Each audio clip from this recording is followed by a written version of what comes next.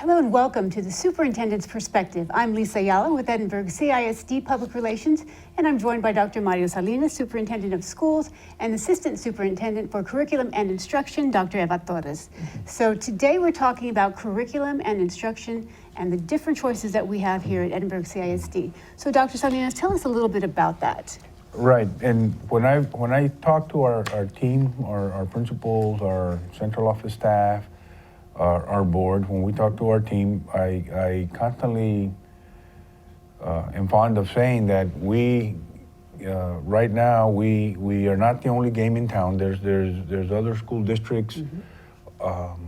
Almost every school district is an open enrollment school district like we are. That means that the child is welcome to go to their schools, almost all the schools, not all, but most, if the parent chooses to do. Right. So. And there are charter schools also that come online, and then we got our schools. So we have to provide a service that parents want. Right. You know, all parents want their children to be exposed to good, high-quality schools. Absolutely. Both of your parents, was that something that you want for your own children when they were going through the system? We wanted to know who the teacher was going to be. Who the teacher? I'm a father. You know, I want my children to be exposed to good, high-quality instruction, beginning with good, high-quality teachers and good, high-quality programs. As you're a teacher, you're a mother, you're an administrator. I am sure that you also hold a good, high-quality education in high regard for your own children. Absolutely, that is one thing that I know. With the involvement that parents have in their children's education, I'm sure they want to look for the quality programming and the offering that schools have that is going to meet the needs of every child. And I think that's what we provide at ECISD. I as a superintendent, have stressed high quality programs. Yes. For our parents, and choices. Absolutely. Choices for our parents. One of our priorities when I first started is, look, some parents may want to have the opportunity to send a 3-year-old to school. Yes. Right? Yes. That's right. Some parents want either because they know that, as we know, that if we can start children in a formal education at an earlier age, with a high-quality teacher and a high-quality aide assisting, we know that that's good for children. Right. Some parents want that, they know that too. But some parents also want that opportunity to send their 3-year-old to school, could be to avoid having to go to daycare, right? And our 3-year-old program is not a daycare program. Right.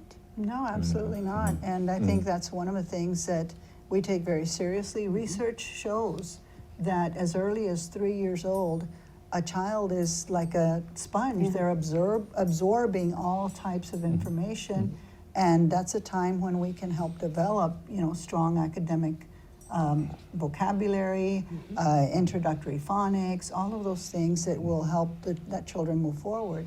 Our pre-K 3 and 4-year-olds have a very intensive curriculum, and I love it because it's an intensive curriculum and it's rigorous for the children, but it's also fun. Right. It's also fun. It's chock full of activities that our teachers have come up with that keep the kids engaged. They're singing, they're dancing, they're enjoying coming to school.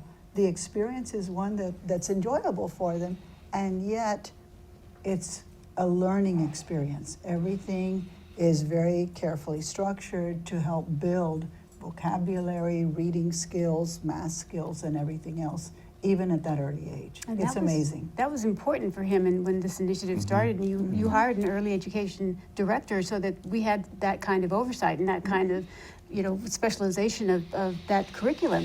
And we've been able to see the hands-on, kinds of activities that they've been going and doing, and even learning sign language is part of an enrichment. So it's been really valuable, really exciting to watch. We hired an early childhood director to help the principal streamline the services and the programming and to increase the quality of the early childhood experience. Exactly. And when we go into those classrooms, Lisa, you and I have been to these classrooms. There's learning going on. It's It's a high quality environment. Yes.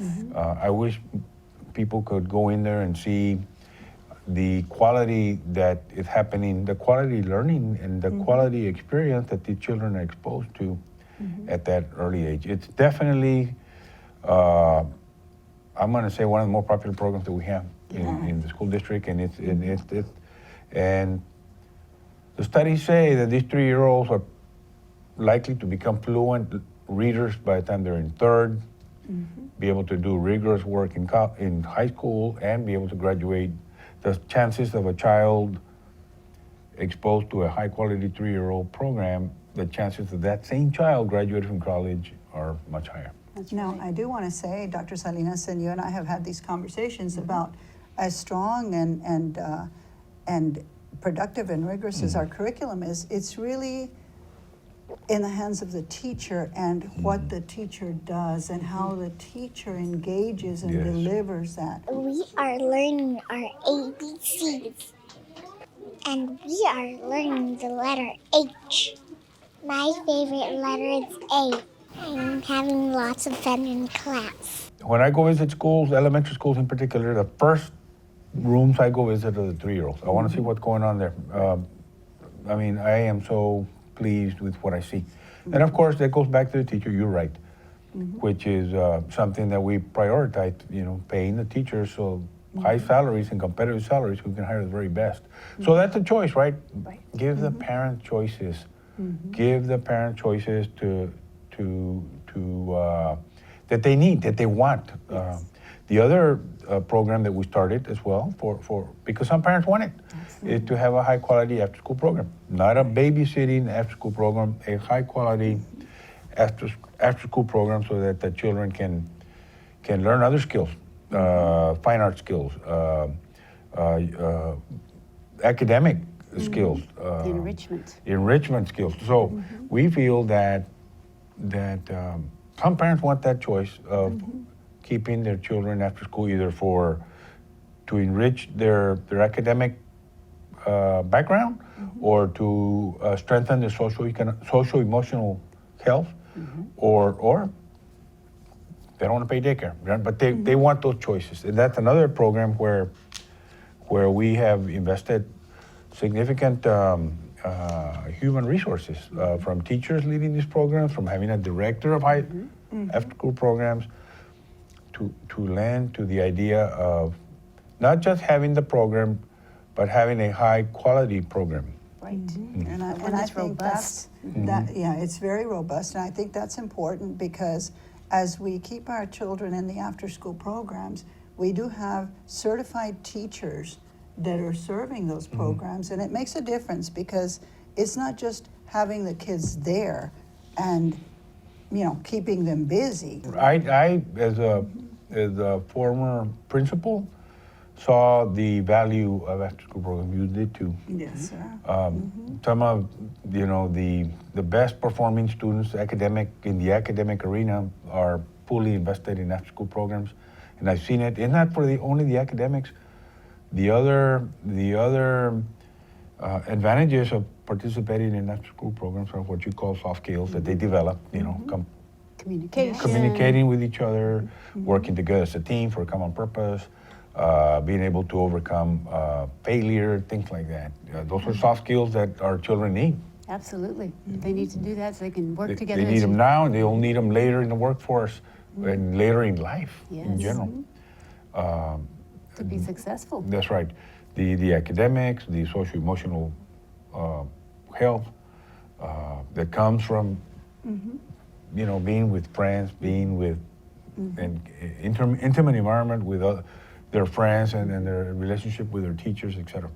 I think all of that is very good for students. Absolutely. One of the other things that y'all have talked about was re-emphasis on pre-AP and AP classes as well. And that kind of goes hand in hand, I think, to some degree. A lot of these things the after-school programs are very robust, and their math skills or calculator skills, ready writing, all that kind of stuff. But talk a little bit about it if you can. We are completely sold on the advanced placement program. We feel that is the most high quality program that there is in public schooling. That's the way we feel. Yes. Well, I can let Ms. Torres talk about that a little bit. Yeah, and definitely the advanced placement program, in my professional opinion, is the highest level of rigor that we can bring to our students. The advanced placement program is sponsored under the College Board. And so from College Board, they do require our teachers to have rigorous training. They also require us to use College Board materials, which are college level materials. And finally, at the end of the advanced placement course that they take, our students take an exam that qualifies them for college credit. It really shows whether or not they're prepared to move forward and be successful in any college they choose to go to. So that Ms. Torres is talking about the advanced placement program. That's what typically at the high school. Yes. It's a college level course at the high school taught by high school teachers. But it starts at the elementary.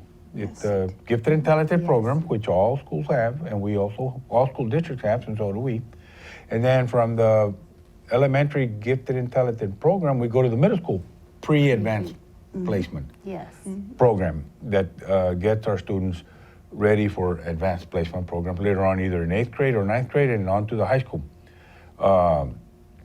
But the emphasis that we're doing this year, that we started this year, is that we're emphasizing our teachers to get trained. Yes.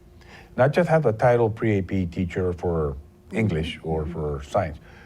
We want these teachers to get trained, actually trained by the advanced placement from the College Board, to get the training so that they can deliver the highest quality instruction that we can deliver.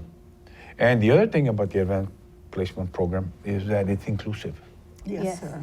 It's inclusive. It's not just for the children that are very smart. Right. It is for all children. And that's true. And that's College Board's philosophy. Although there are some school districts that don't necessarily adopt the College Board philosophy of inclusivity. College Board says advanced placement is for every child that wants to take on that challenge. With parental support, our kids can be successful there. There are some school districts that make it a very exclusive program. Right. And they want only the top kids there. Well, any child, if given that challenge, the support, and the proper training and learning and lessons, they could be successful in doing it. And so we open the door. We have an open door policy for our advanced placement and pre-advanced placement programs. If our parents are supportive and if our children are wanting to accept that level of rigor, the door is open. Our pre-AP and AP programs are open to everyone. I think that's really important. As long as they're dedicated and they have the desire to do it, I think that's really important for the students and the parents, because a lot of times the parents are what encourage the students and really help them do all the work and support them to do everything. So I think that's really important, that we are not exclusive, as you all say. We are very inclusive. And then the reason we started this discussion today for this program is we're getting ready for registration. Yes. For next year. Yes. And so we want to be able to describe what we offer. We didn't finish today, but we'll continue next week, and we'll describe the registration process and how the parents can take advantage of all the programs that we have. Yes. Through registering through these high quality programs. Absolutely. All right, well, thank you for joining us, of course, this week. We will continue this discussion next week. Again, thanks you all for joining us on this week's Superintendent's Perspective. And as always, stay healthy and stay safe.